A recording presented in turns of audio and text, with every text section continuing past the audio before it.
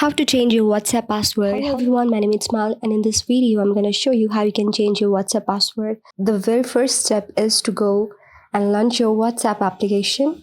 Make sure you have installed the latest version so that you won't miss out on any new features. After that, just go on the settings, and after going on settings you will see many options right here. Among this, just tap on privacy. Now just scroll down and down, and now you will see the option of app lock right here.